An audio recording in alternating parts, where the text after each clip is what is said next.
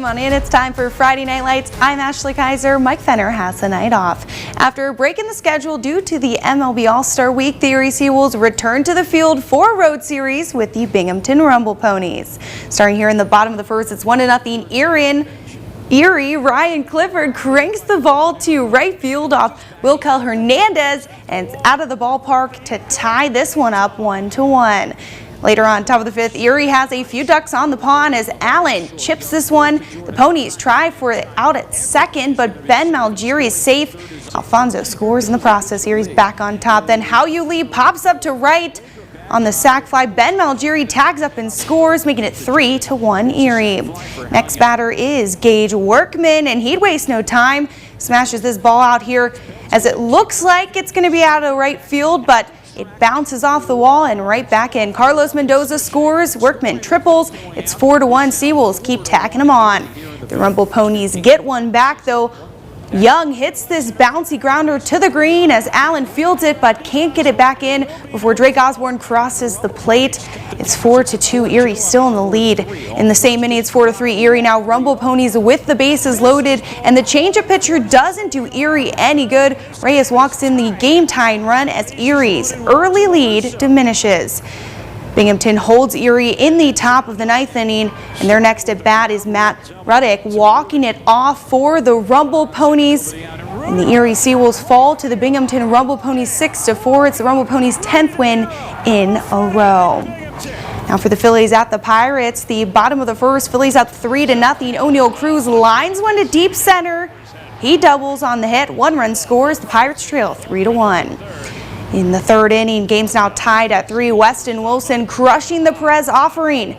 Brian Reynolds can't make the catch at the wall. That'll be Wilson's first homer of the year, putting the Phillies up 4-3.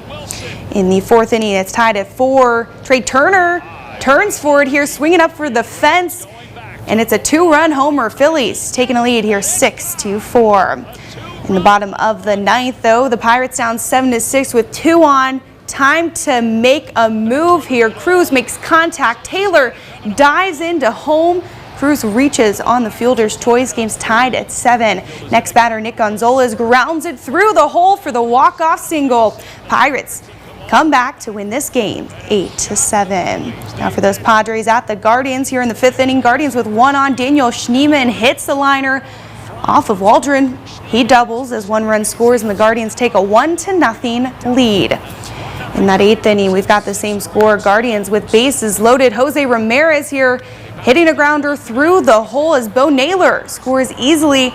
Steven Wan beats the throw, and the Guardians go on to beat the Padres with a final score, shutting them out 7-0. On the Plyler Entry System scoreboard, the Detroit Tigers got the win over the Toronto Blue Jays. Final score from that game is 5-4.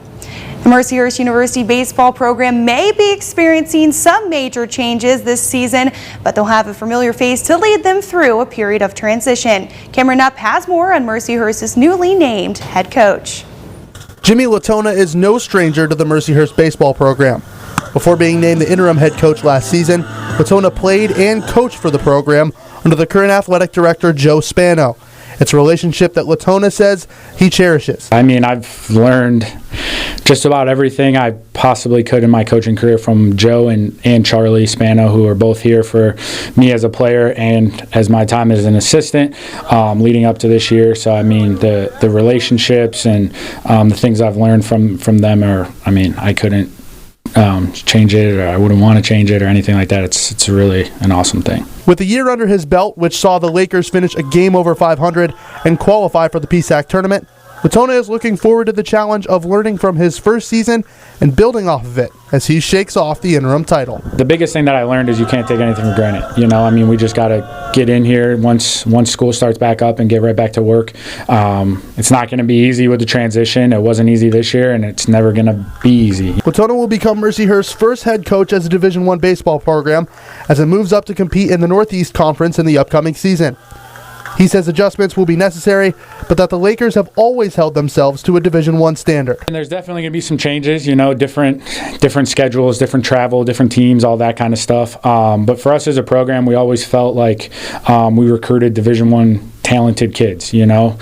So we feel like our roster can compete in the Division I level, and we feel like the kids that we have coming in are also that type of caliber of players. Tona is set to become the 9th head coach in program history when his team begins play this spring. For Jet 24 Sports, I'm Cameron Nutt. I've got a preview ahead of this weekend's Brickyard 400. After the break, we'll be right back.